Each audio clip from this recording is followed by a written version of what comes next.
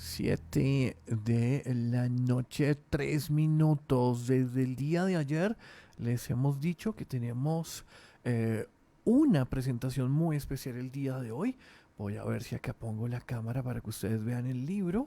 El libro lo voy a mostrar por acá. Ve, yo lo siento pesadito porque había visto en el PDF que eran 215 páginas, lo siento más pesadito de 215 páginas. Ahí está, una idea descabellada. Tenemos a sus autores con nosotros. Vamos a conectarnos también por Zoom. Y acá en estudio está Humberto que nos ha acompañado, que ha sido disc jockey del programa, con quien hemos aprendido muchísimo de música. Humberto Pérez, ¿cómo estás, Humberto? Espérate que creo que te tengo cerrado el micrófono. Ah, sí, acá, es el botón, ya. Hola Ahora sí. Andrés, buenas noches a todas, gracias por la invitación, por Qué bonito. permitirme estar acá hablando de este libro, a mí y a mi compañero Luis Daniel. Qué bonito verlo, hace mucho que no nos veíamos. Hace un montón, Sí, es verdad, y hace un montón que no venía a los sí. estudios de la UD. Ya no recuerdo cuándo fue la última. No sé si de pronto fue para el concierto de Andrés Correa que tuvo en el Festival Gabo. De pronto pudo haber sido ahí, en el Festival Gabo. Ahí que creo que nos alcanzamos a ver unos. Que nos otros. vimos, sí, Sí, y sí. que Pero que vienes acá hace rato. Que hace no. un montón no. Lo último que Sí. hicimos fue una invitación que me hiciste virtual Sí. para hacer como un disc jockey un día, Sí. hablar, hacer una selección musical, fue bien chévere. Bueno, y saludamos también a Luis Daniel, que, bueno, cosas de trabajo, no pudo venir, pero está con nosotros, está vía Zoom. Así que, Luis Daniel, ¿cómo estás? Muy buenas noches. Andrés, Humberto y a quienes nos escuchan, muy buenas noches. Bueno, felicitaciones por este libro para los dos. Hace que 16 años más o menos, Humberto, arrancaste tú con un libro hablando de Bogotá, y este digamos que es el libro recargado, mejor dicho, con mucha más potencia. Esto fue un trabajo de grado de la Universidad Nacional. Cuéntanos un poco qué pasó hace 16 años cuando comenzaste este trabajo. Sí, este libro nuevo, una idea descabellada, instantáneas del rock en Bogotá, es, como bien lo has dicho, como una versión recargada. Nos gusta decir con Luis Daniel que si fuera un disco sería una edición deluxe de Edición de lujo, aniversario, sí. con un montón de material nuevo, y es es que decirle reedición es una palabra muy injusta porque eh, tiene como columna vertebral y como punto de partida un libro que en su momento se tituló Bogotá, epicentro del rock colombiano, que fue fruto de mi trabajo de investigación para recibir el título de historiador en la Universidad Nacional de Colombia, y por cosas de la fortuna el libro fue publicado, resultó ganador de una convocatoria del Observatorio de Culturas del Instituto Distrital de Cultura y Turismo en ese entonces, y ese libro salió publicado en 2007, en efecto hace 16 años, como bien dices, y pasaron muchas cosas, entre ellas como conocer a Luis Daniel, darnos cuenta que teníamos un montón de cosas afines, sobre todo relacionadas con la música moderna, la música juvenil en Colombia en los primeros años, con la llegada del rock, y pasó un montón de tiempo y también la fortuna jugó a favor para poder reunir las investigaciones que hicimos a posteriori de la edición del libro Bogotá, epicentro del rock colombiano, y hay un nuevo libro que es mucho mejor y más emocionante, y es mejor porque está escrito a cuatro manos, digamos. Viene además con refuerzos, ¿no? Sí, Sí. tiene mucho material nuevo, el material está corregido, ampliado, revisitado, y tiene, sobre los textos nuevos ponen la mirada en donde el libro original, digamos, no había reparado, y esto lo hace que sea mucho más totalizador, digamos, en el buen sentido de la palabra, digamos, abarca un montón de discos y artistas que no estuvieron contemplados en su momento, así que es mucho más emocionante. Bueno, hablamos de que es un trabajo que nació desde la academia, pero pues para los dos, si quieres Luis Daniel, tú puedes arrancar. Este es un trabajo de que podemos encontrar un libro periodístico, un libro especializado en músico, un libro que tiene lenguaje académico. ¿Cómo lo podemos, digamos que, definir? No es que sea, digamos que tan importante porque, digamos, yo no soy historiador, pero aprovecho esta joya, me parece que es para todos los que hacemos radio y a todos los que nos ha gustado rock, me parece que es toda una delicia. Luis Daniel, ¿cómo podemos definir este libro? En cualquier caso, no es un tratado de musicología, habría que empezar allí. Esto no es un libro académico y está más bien ahí como en un punto medio entre el periodismo, también hay algo de crónica, eh, sobre todo es un libro de investigación, pero en ningún momento estamos diseccionando pues el rock and roll colombiano en sus inicios, no lo estamos diseccionando desde la musicología, por ejemplo.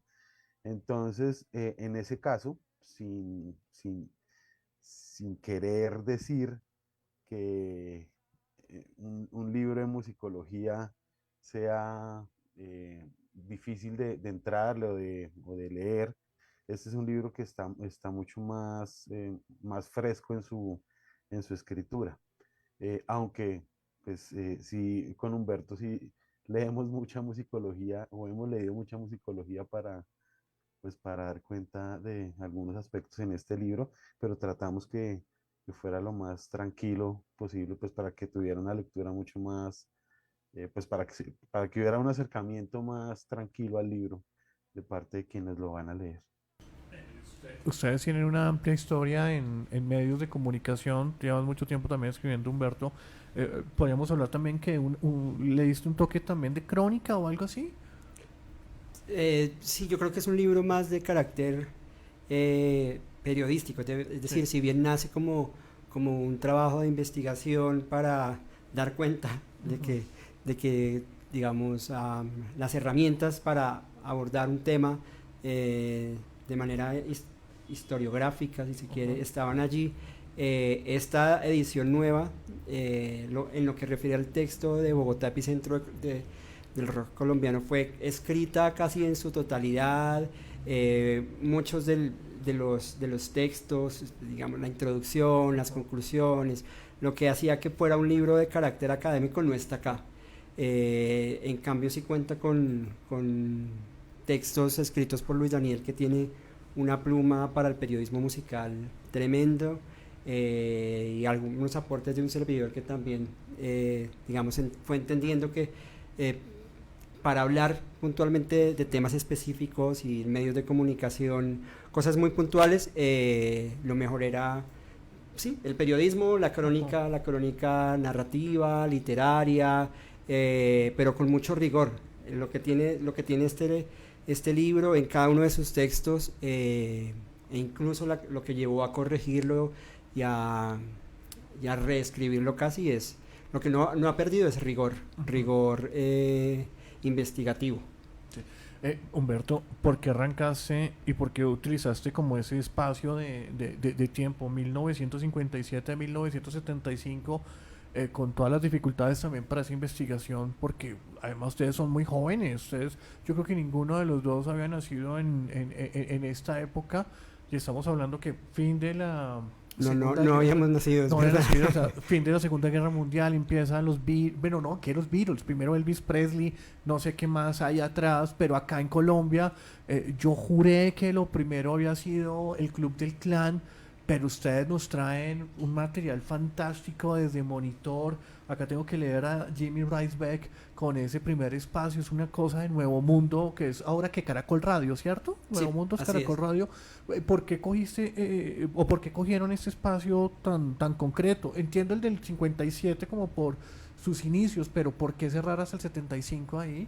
Eh, lo del 75 tiene que ver con digamos, unos eventos muy puntuales, y tiene que ver por un lado, un momento en el que la música rock, digamos, deja de ser una salida, digamos, de vida para los músicos que hacían rock.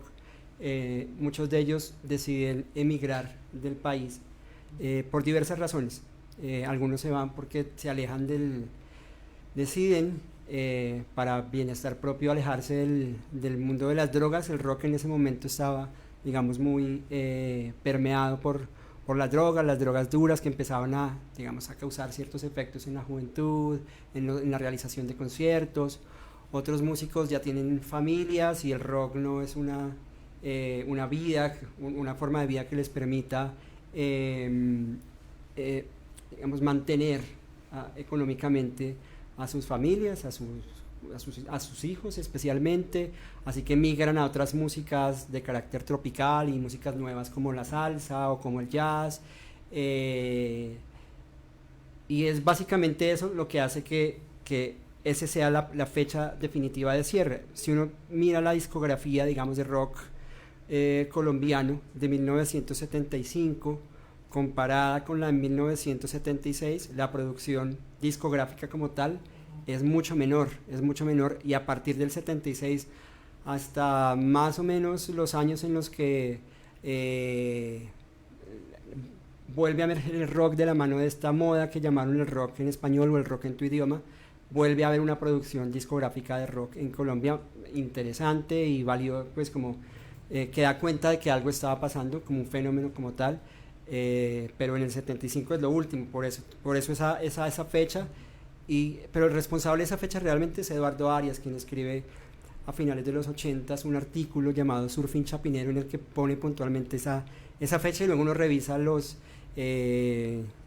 periódicos, habla con las fuentes, y sí es una fecha muy bien marcada allí. Pero el inicio sí el 57 tiene una historia muy particular que me gustaría que contara Luis Daniel, que escribió un texto buenísimo. Bueno, en relación a esta fecha específica de 1957, bueno, había que empezar desde algún lugar.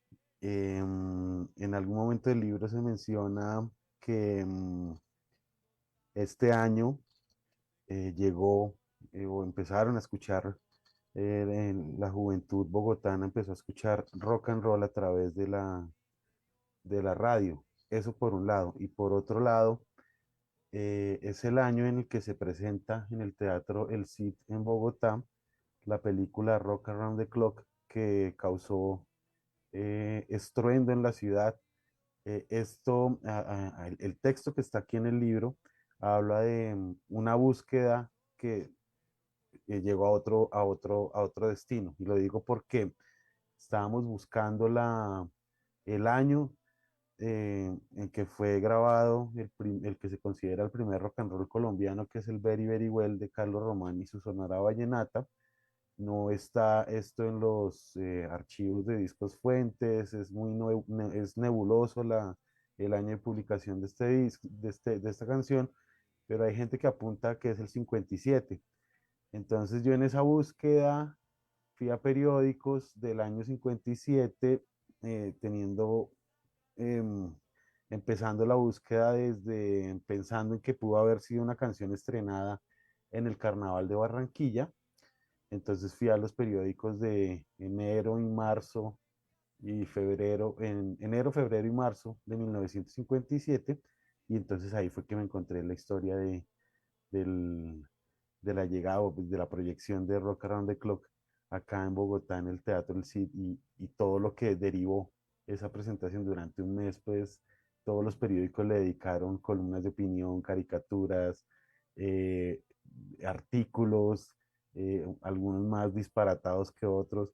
Entonces, pues es un momento en que hay muchachos que ven esa película y de pronto quieren replicar eso, y por eso quisimos, pues, empezar desde allí a contar esta historia del rock en Bogotá. Nah, apasionante, apasionante ese trabajo. Y bueno, eso sí es de ratón de biblioteca ahí metido.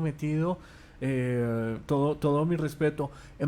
Luis Humberto, ¿qué tanto se apoyó el rock en esos momentos? Porque estamos hablando de radio, pero un espacio noticioso. estamos hablando de cine, unas salas preciosas, pero pues en mi memoria, recuerdo, no sé, a Yamid Amat, me estoy yendo hace poquito, ¿no? Cuando vino la primera vez Guns N' Roses, en los 80, 90, 90, En los 90, 90 y algo. muy poquito. Y eso fue como, no, pero ¿qué van a venir a hacer esos tipos acá? El espacio tenía unos titulares buenísimos, pero todo era como con miedo a los conciertos. Claro. ¿Cómo fue esa? Lo satánico Lo que era, satánico, ¿no? Lo el satánico, miedo que el nos vendían a contexto cualquier religioso. concierto, ¿no? Sí. Y uno dice, en los 90, ¿cómo fue esto en los 50, en los 60 y en los 70? ¿Qué tanto de verdad se apoyó? ¿Cómo fue esa mirada? No sé si quieras arrancar, Luis, o Humberto por aquí. Luis, ¿te animas? Sí, claro. Eh, siempre hemos pensado, bueno, no sé qué, siempre nos hemos dicho, no, es que acá el rock no tiene apoyo y un montón de cosas, y resulta que, aunque se hizo en condiciones adversas, este rock and roll bogotano a finales de los 50 y los 60 y parte de los 70, pues sí hubo un apoyo masivo pues, de los medios de comunicación que le dedicaron todo, pues por lo menos en los 60 había radio dedicada a la música juvenil, había programas de radio, había programas de televisión dedicados a esta música, había sellos independientes, por un lado, pero también la gran industria discográfica nacional apoyó el rock colombiano, que no era mucho, pero detrás de los grupos más importantes del rock bogotano, en el caso de los Flippers y los Speakers, pues estaban apoyados por discográficas grandes, en el caso de los Speakers por sello Vergara y en el caso de los Flippers por Codiscos, y así como con otros grupos también colombianos, los Yetis, por ejemplo, tenían el apoyo de Discos Fuentes. Entonces, pero fue efímero el asunto.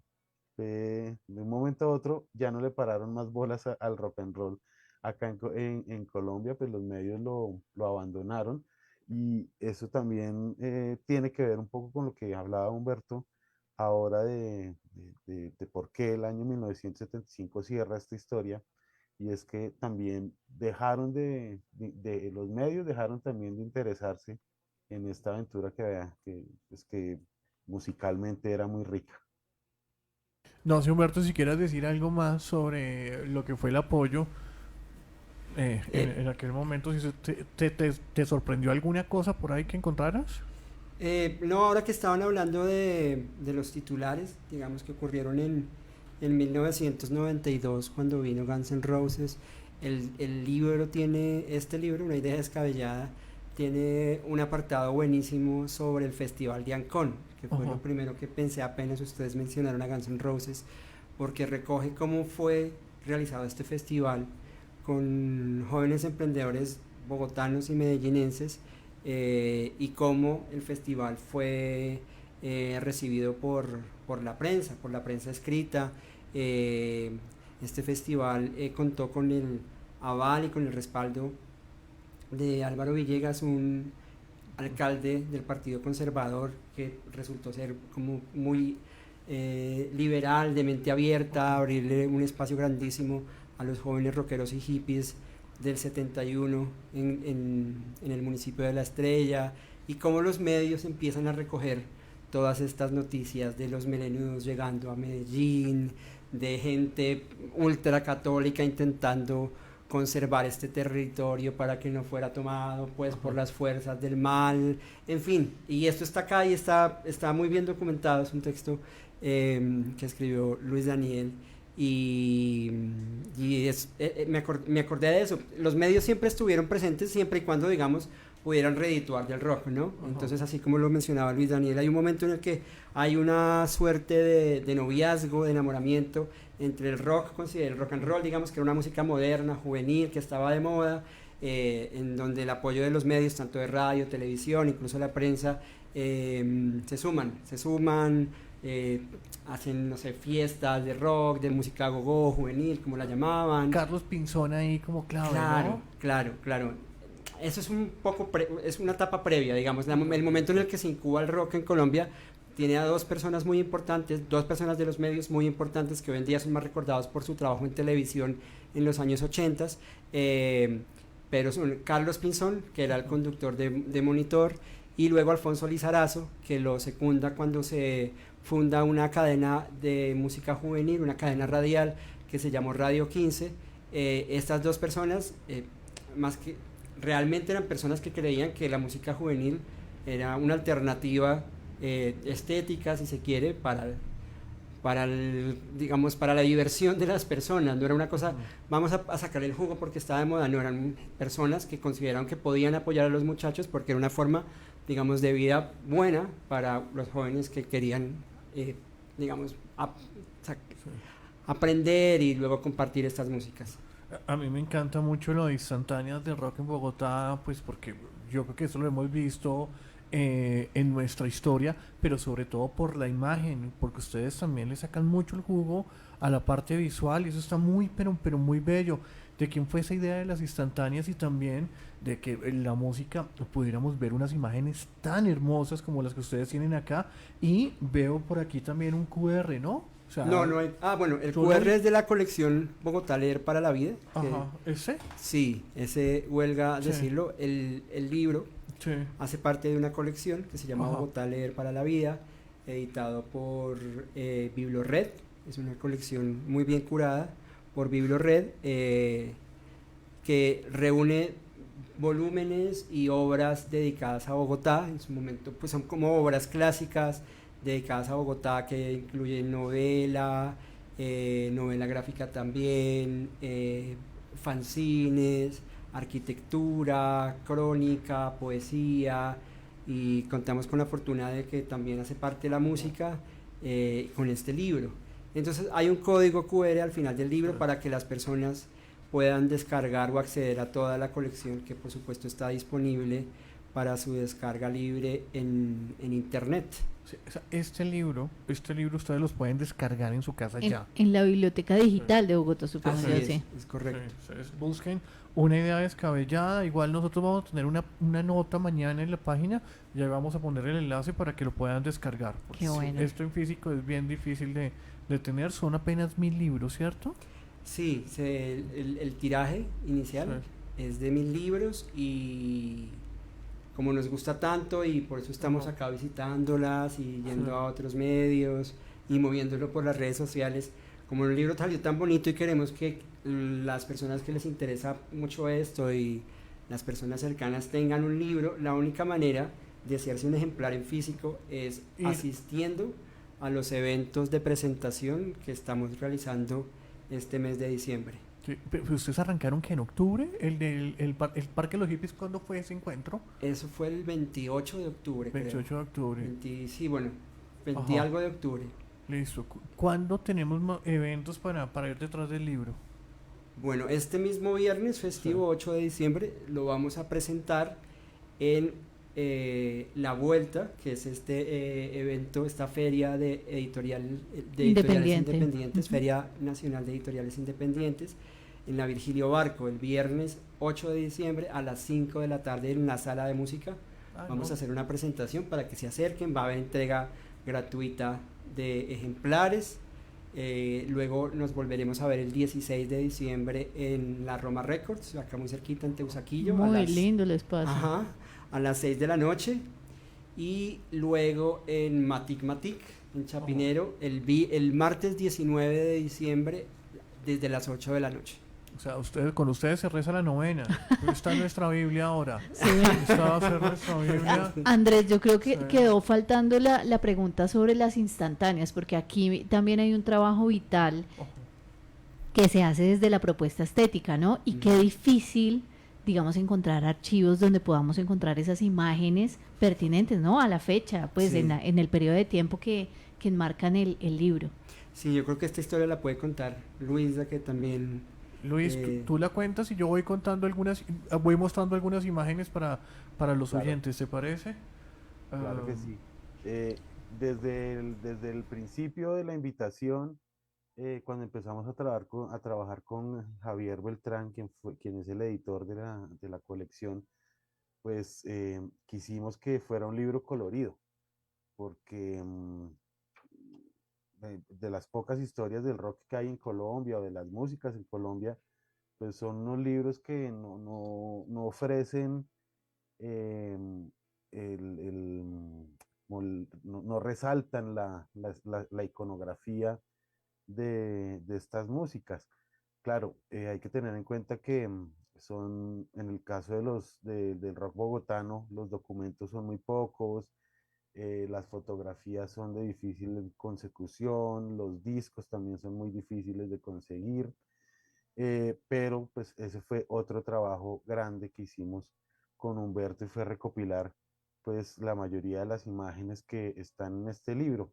Y aquí hay que pues agradecer profundamente la generosidad de muchas personas que nos colaboraron con esto, que fueron Álvaro Díaz, Tania Moreno, quienes pusieron al servicio del libro sus archivos particulares, y José Urias Peña que tiene una tienda de discos fabulosa en el centro, y dentro de sus curiosidades, él tiene un archivo gigantesco que le pertenece, el archivo fotográfico del Chino Vera, que era el fotógrafo de Inravisión, y ahí encontramos un montón de material de, de los grupos bogotanos que iban a tocar en Ravisión, y allá estaba él con su cámara, y afortunadamente José Urias rescató ese archivo, lo tiene en su tienda, son alrededor de 3.000 fotos, y de ahí pues después de un par de búsquedas pues, encontramos un montón de material increíble que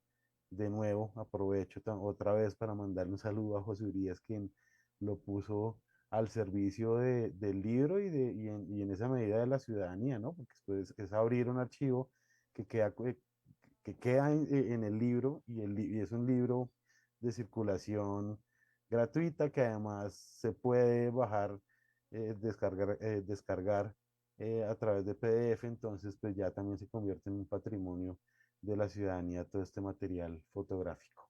Pero no sé si soy muy despistado, pero me pareció que el PDF era como de 200 algo de páginas. Es que el PDF está a página doble, Ya, para por que eso. se lea página doble. Claro, porque acá hay más de 400, ¿no? 400 y pico de páginas. Pesadito, bellísimo. Bueno, aprovecho de una vez también para preguntarte, Luis, ¿este material, lo de la música, es fácil encontrarlo en Spotify? O sea, que uno vaya leyendo y vaya encontrando algo en Spotify, ¿o es difícil? Muchos de los grupos que están acá en este libro no están en Spotify. Lo que hicimos con Humberto fue eh, anexar al final del libro una lista de canciones para acompañar la lectura del libro. Es una lista completamente subjetiva. Son canciones que nos gustan mucho a Humberto y a mí de esta historia, y hay que ir a buscarlas. No le pusimos código QR a eso precisamente para incentivar la búsqueda. Es decir, hay muchas historias que están acá en este libro que empezaron a suceder a raíz de una búsqueda en YouTube, por ejemplo, y azarosamente uno busca, qué sé yo, banda nueva en YouTube, y seguramente de una manera muy fortuita va a terminar encontrando otro tipo de, pues otros grupos, o a mí me gusta que no todo aparezca en listas ya hechas, sino que se convierta también en un juego azaroso, ir a buscar todos estos grupos. No, pero eso sí es trampa, Luis Daniel y Humberto. Sí. Claro, ustedes que son No, pero historiadores. Lo fácil, Sí. lo Tiene fácil. una explicación, y es que si ponemos un código QR o QR en Spotify, no está todo el material, ¿no? A ver, y para ser sinceros también, no todo el mundo tiene acceso a Spotify. Por más fácil, uno puede creer que todo el mundo tiene Spotify. Hay una que ser cuenta. recursivos, Humberto. Yo sí Entonces, te digo. por eso no hay código de Spotify, porque si Ajá. hubiera de Spotify habría que tenerlo en Apple y en Amazon Music y en un montón de plataformas. Pero sigue siendo injusto en todo caso. Si lo hiciéramos en YouTube, probablemente de aquí a mañana un sello disquero baja una de las canciones que Chao, pusimos. sí.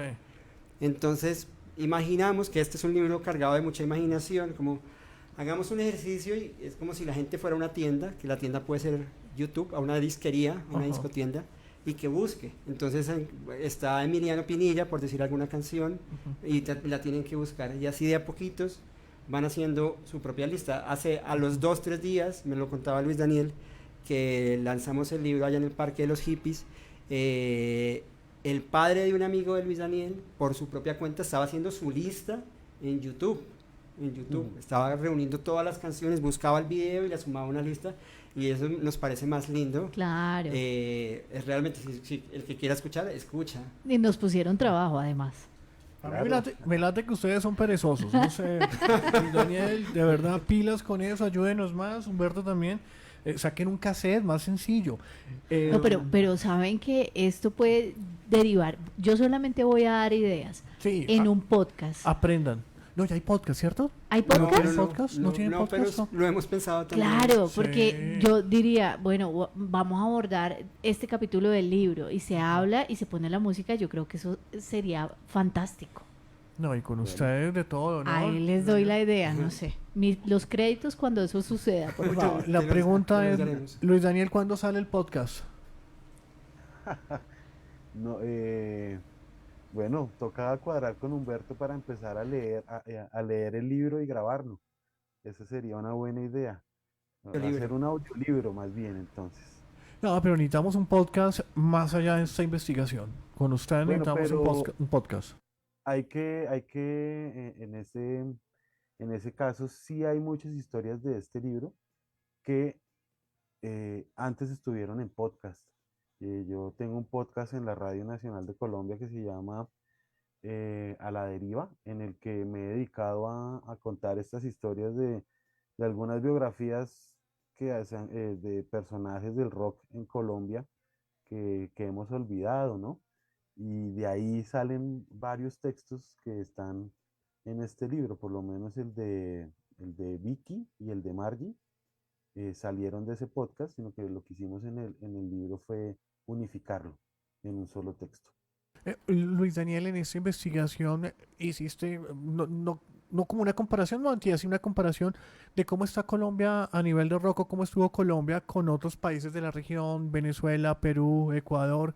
¿Cómo nos fue? Porque cuando uno habla de Perú, siempre se habla que allí comenzó el punk, eso sí, muchos años después, pero ¿fue fácil hacerlo o es muy difícil rastrear lo que pasaba en otros lados con lo que tenían ustedes ahí en esa investigación?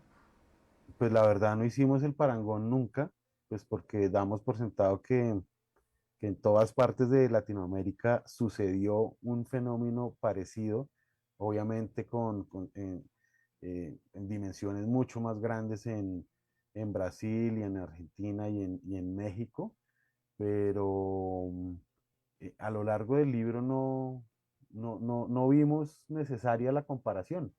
Es decir, estaba sucediendo en los 60 en Paraguay, en Bolivia, en Perú, eh, que son otras historias que ahora sí, esas son muy difíciles de rastrear, ¿no?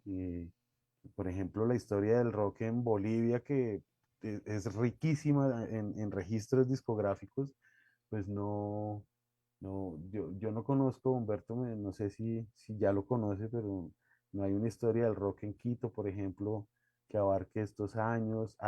Sí se ha hecho un trabajo mucho más juicioso en Perú, por supuesto, en Argentina, pero en este libro en particular, no. Solo dimos por sentado que estaba sucediendo en toda Latinoamérica. Luis Daniel, te agradecemos mucho que nos hayas acompañado, como esto va por Zoom y tiene como una limitante de reloj, creo que si nos volvemos a conectar nos da como dentro de 20 minutos, así que ya lamentablemente se nos está yendo el tiempo contigo, vamos a robarle unos minutos más a Humberto e invitar a las personas a que nos acompañe. No sé qué quieras decir, algo importante, no sé si sobre conciertos o algo que quieras incentivar como para buscar más el libro de esta investigación que hiciste. ¿Es para mí la pregunta? Sí, para ti, como para finalizar algo Para así como... cerrar. No, pues yo quisiera es realmente invitar a la gente a que asista a los eventos que tenemos y que se lleven el libro porque realmente es un objeto muy, muy, muy bonito. y pues si también tienen la posibilidad de ir al PDF, pues también para encontrar estas historias, y pues porque es que hay un montón de material ahí que realmente va a sorprender porque para muchas personas es probable que sea la primera vez que escuchen mencionar que acá había una movida de rock tan poderosa durante los años 60 y durante los 70. Entonces, pues realmente esa es la invitación. Pues muchísimas gracias, Luis Daniel. Un fuerte abrazo. Vale, yo quedo en sintonía escuchándoles. Vale, muchas gracias. Me gustó mucho el cierre de Luis Daniel porque como que nosotros creímos que el rock arrancó con 88.9, ¿no? O sea, como que ahí arrancó Humberto y había muchísimas cosas y encontrarse con, no sé, speakers, flippers, con todo ese movimiento fue una maravilla y qué bueno que ustedes pudieran hacer esa investigación. Em, bueno, a 88 también se le ven muchas cosas, ¿no? Pero Por esos son supuesto. los años 80. ¿En eso has pensado también hacer alguna investigación para después, Humberto? Lo estamos ya cocinando Sí. con Luis Daniel, a ver Ajá. qué se nos ocurre y a qué puerto llegaremos, pero sí lo estamos pensando, sin duda lo que aconteció desde mediados de los años 80 también merece la pena ser investigado y contado, Sí. porque también son historias muy emocionantes, tan emocionantes como las que se cuentan en este libro. Bueno, hablemos de los autores. Bueno, estás tú, está Luis Daniel, pero también hay invitados. Por lo menos abre el libro Chucky García, que lo invita a uno ya a devorarlo. Pero también hay otras dos plumas más, ¿cierto? Sí. ¿Quiénes son? Y háblanos Lo de Chucky García también fue una sorpresa para nosotros porque fue una invitación que le hizo el comité editorial de Biblo Ready de la Ujú. colección a Chucky para que escribiera el prólogo, la presentación del libro, así que fue muy lindo cuando lo leímos. Fue una sorpresa para nosotros y también de alguna manera le dio la bendición a su estilo a esta obra. Y en efecto hay dos invitados, dos amigos muy cercanos, periodistas musicales también. Uno de ellos es Jaime Andrés Monsalve, que escribe un texto sobre una banda bogotana llamada Los Silver Thunders. Y el otro es Ricardo Durán, que escribe el texto dedicado a Banda Nueva y al álbum La Gran Feria. El motivo es que cuando empezamos a reunir el material y sentimos que que nos hacía falta un texto bueno y jugoso, por ejemplo, sobre la Banda Nueva, dijimos, bueno, pero Ricardo ya hizo uno buenísimo, nosotros no lo vamos a hacer mejor, ¿no? Ya está es amigo, lo admiramos. En el caso de los Silver Thunders, y para retratar un poco la escena bogotana de finales de los años 60, antes, digamos, del inicio del hipismo, y sobre todo teniendo en cuenta que fue un disco que se editó por primera vez 50 años después de su grabación, y que las líneas los textos de ese disco los hizo Jaime Andrés, dijimos, pues también esa historia tiene que estar allí, ¿no? Entonces los invitamos a los dos y nos dijeron que sí, aunque la verdad es la respuesta más franca, y que Luis Daniel siempre la trae al presente cuando nos preguntan por los invitados, es que en verdad somos muy vagos y por eso los invitamos a ellos. No, pues no hicieron lo del podcast, no hicieron Sí, listas. hombre. Tienen muchas falencias, Humberto. Igual los felicito por el libro, ¿no? Bueno, que se entienda que es un chiste, es muy malo, pero de verdad Por supuesto que es un chiste. que es fascinante poderlo leer. Yo tuve el primer libro hace 16 años y no te imaginas lo que lo agradecí. Muchas gracias. Haciendo un programa de rock Claro. y uno sin tener como esos referentes es muy difícil, Una ¿no? carta de navegación, Sí. o sea, absolutamente pertinente. Ujú. Y te voy a preguntar por la memoria. Yo sé que es muy difícil que tú nos hables de la memoria del país, pero yo comencé a hablar y el nombre de memoria y con mucha conciencia en el gobierno de Santos por el proceso de paz. Ujú. Y siempre se referenciaba que era Colombia un país sin memoria. Y acá uno ve, no sé, como el Very Very Well, como una de las canciones del primer rock que se hizo en Colombia, y muchos artistas pop que uno siente que como que los han olvidado, que cuando uno ve a Argentina es un homenaje grandísimo, no sé, a Palito Ortega, Sandro, a Ujú. muchos, y acá queda la sensación de que no tenemos memoria. ¿Tú qué has investigado?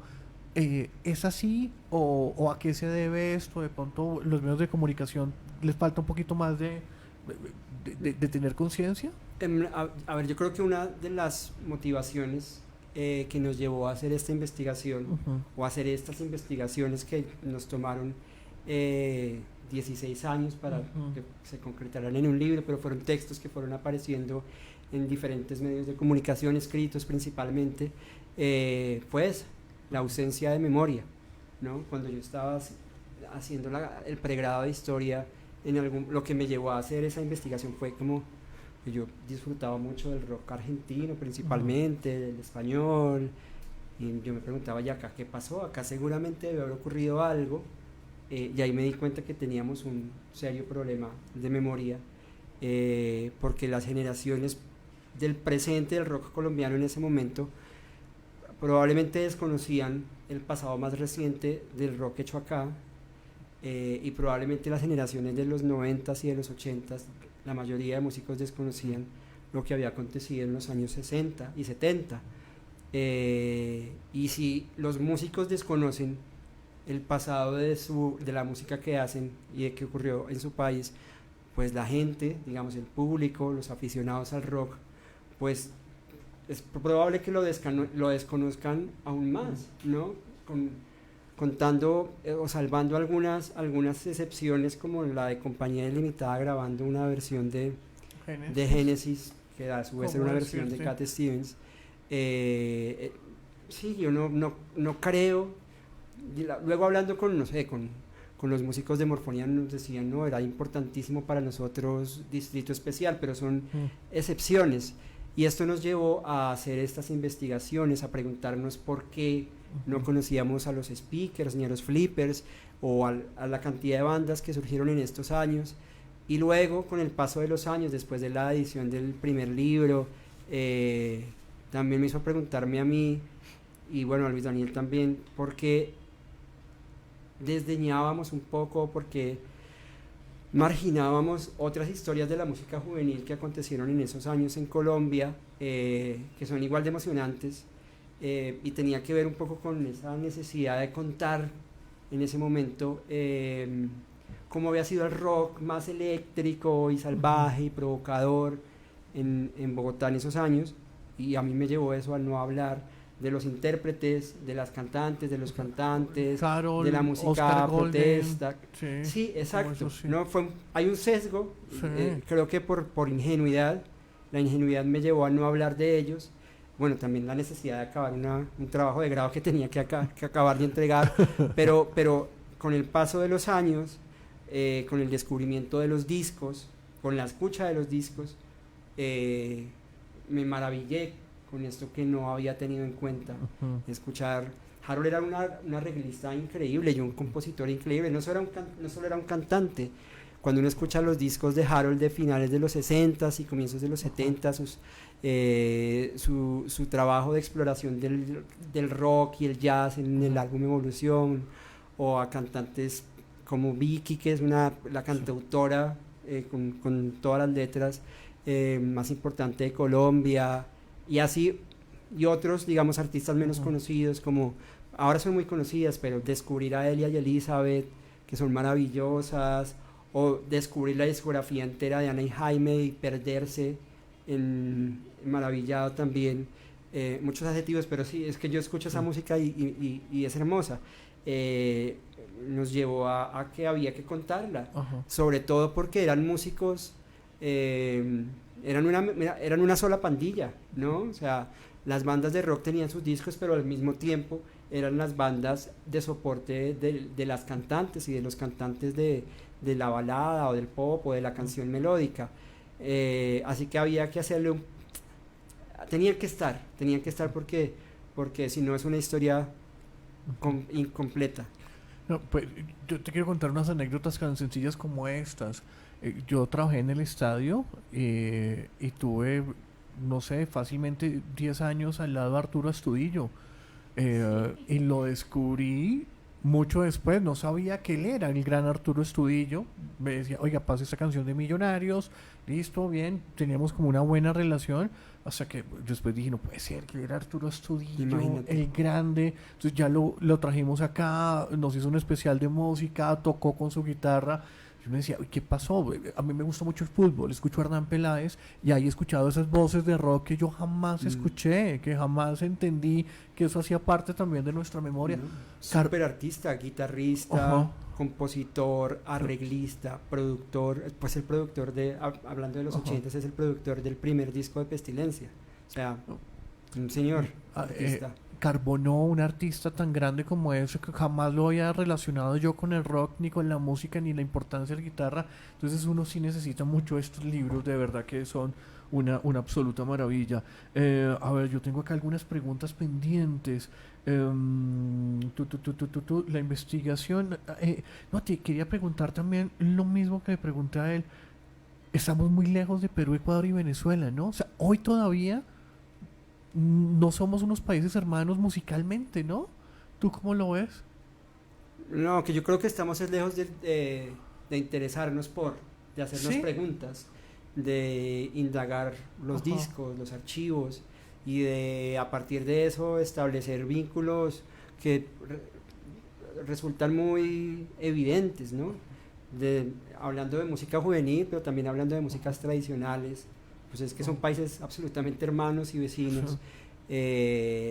Y yo creo que es básicamente lo que considero es falta de curiosidad, ¿no? No, Sí, acá uno hemos por puesto, ejemplo digamos, ve la serie Rompan Todo ajá. y con sus más y con sus menos yo creo que despierta un montón de curiosidad. Al que no le despierta curiosidad es porque en realidad no le importa el rock, le importa su banda favorita, Ujú. pero el rock hecho en América Latina no le importa, ¿no? Yo creo que es falta de curiosidad y eso obedece también o repercute también en la falta de memoria.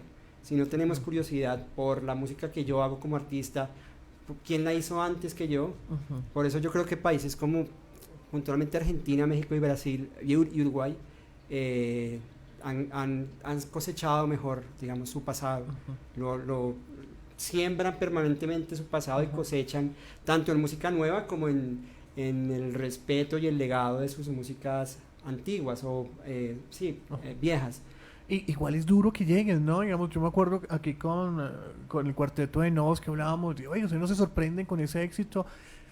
Pues no, porque llevamos más de 20 años dándole y nunca hemos parado. Y todo ha sido, nos lo hemos ganado. Así ustedes nos hubieran conocido con la Casa de Damián, una cosa Claro. así. Y uno dice, tiene toda la razón. Claro, no ahí hay nada. me haces acordar de una Sí. anécdota que cuento hace un rato cuando hablábamos de la Sí. memoria. Y hace un mes se presentaron los Jaivas por primera Ajá. vez en Sí. Bogotá. 60 años después de haberse creado y 50 años después de haber editado su primer álbum. Esta banda que es absolutamente reconocida en todo el mundo por lo que hicieron, por su cercanía con el rock progresivo, por su trabajo de rescate de instrumentos tradicionales. Nunca habían venido, nunca. Y Chile pues está en un vuelo a 5 o 6 horas No. de Bogotá. O sea, y no hay excusa para no conocerlos. Pues, no sé, las vicisitudes de la vida hizo difícil que vinieran. Pero la anécdota que quiero contar es que pude entrevistarlos a ellos y estaba hablando con Claudio Parra, el pianista, y lo que la pregunta me empezó a preguntar cosas a mí, como que se invirtieron Ajá. los papeles. Y en un momento me estaba contando, no, nosotros empezamos a experimentar con instrumentos eléctricos, instrumentos tradicionales, y poco a poco nos fuimos haciendo conocidos y así mismo fuimos conociendo a otras bandas que hacían cosas parecidas a nosotros, como Polen en Perú o Arcoiris en Argentina, pero de Colombia no conocemos nada. ¿Tú conoces algo? O sea, este señor de 80 años Sí, quería saber qué más, estaba sí. pasando, qué pasó acá cuando ellos surgieron Ajá. y su música se hizo esencial para Chile. Si se lo pregunta a un señor de 80 años, nacido en Viña del Mar, Sí, se lo sí, puede sí. preguntar un colombiano que hoy en día tiene 30, 20, 40, 60 años. O Y que es mucho más la fácil hoy, curiosidad ¿no? es lo que lleva a que las cosas se hagan. Hoy es un poco más sencillo. Ustedes aquí Además- también hablan de las discotiendas, que ya Mm. digamos que ya como que no están. ¿Cómo te fue con el archivo? Tenemos archivo, digamos, acá en la emisora, yo quiero contar esto. Hasta hace muy poco, por ministerio y eso, tenemos un buen archivo. Pero antes éramos muy descuidados con eso. Sí, muy descuidados. hay cosas fantásticas que se perdieron. Y no éramos solos. y nosotros somos un medio de comunicación nuevo. Mm. Humberto, ¿cómo te fue con esa vaina en archivo? ¿Qué tal está? Hay archivos muy bien conservados, sobre todo Sí. los archivos hemerográficos de diarios, de periódicos, de revistas, a los que se puede acceder fácilmente por internet o en lugares como la Biblioteca Nacional se puede acceder a material que está ya digitalizado. Es muy difícil acceder a archivo audiovisual de carácter de televisión, por ejemplo. Hay archivos que se perdieron con el cambio de la televisión en Colombia a finales de los años 90.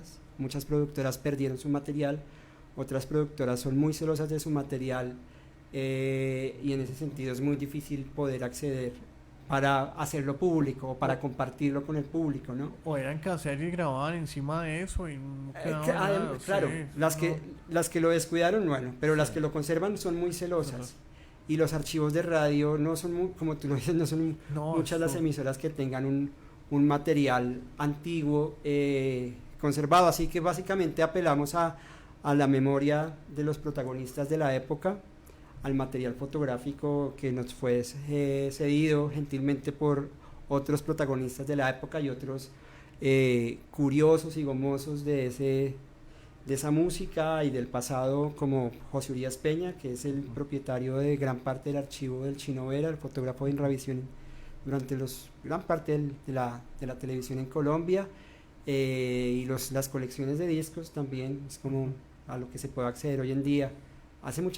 Falta mucho como para tener una mentalidad sobre el archivo clara, que nos permita navegar y acceder a material para poder llevar a cabo empresas de investigación como estas o como otras, no solo en la música, en el arte en general. Bueno, Humberto, tú sabes que vienes acá y siempre te explotamos mucho. Recuérdanos dónde más vamos a poder tener el libro, los eventos que quedan pendientes. Cerramos esta transmisión para que hablemos un poquito de Roger Waters, para que nos hables un poquito del concierto de ayer. Entonces, recuérdanos dónde encontramos Una idea descabellada, instantáneas en Bogotá, 1957-1975, un libro muy, pero muy jugoso y muy necesario para todos en Colombia. Pues primero, Andrés, gracias por la invitación y por el interés por estas músicas, por esta investigación. Lo primero es que el libro está disponible en internet. Ya mismo pueden buscar en su buscador favorito así, Una idea descabellada, instantáneas del rock en Bogotá entre 1957 y 1975, y les aparece el PDF. Pero junto a ese PDF lo maravilloso es que van a encontrar, creo que 14 libros más disponibles sobre la cultura en Bogotá: novela, historia gráfica, fanzine, arquitectura, en fin. Esta colección Bogotá Leer para la Vida es fantástica, y hay que tenerla y abordarla porque es un gran trabajo el que ha hecho Bibliored, y pues tanto Luis Daniel como yo nos sentimos muy orgullosos de hacer parte de una colección que tiene autores como Fanny Buitrago, como Emilia Pardo, como Eduardo Arias y Carl Troller, en fin, un montón de gente increíble. Este libro lo vamos a presentar el viernes 8 de diciembre en la Biblioteca Virgilio Barco a las 5 de la tarde, el sábado 16 de diciembre en la disquería La Roma Records a las 6 de la tarde, y el martes 19 de diciembre en Matic Matic, que es un bar que queda en Chapinero, desde las 8 de la noche. Las personas que se acerquen... 11,66, ¿no? Más o menos. Es 11,67. 67. Sí, listo. carrera 116720. Y vamos a estar distribuyendo el libro de manera gratuita a quienes se acerquen. Solo toca ir, solo tenemos que ir y ya. Ir y escucharnos hablar un rato. Bueno, pues, Y ahí, Tampoco. llega uno, deme el libro que me voy, fírmelo rápido. No sea tan Humberto. facilista, Andrés. Bueno, termino acá. Yo sé que nos quedan apenas 2 minutos de programa, así que gracias a los oyentes que se conectaron.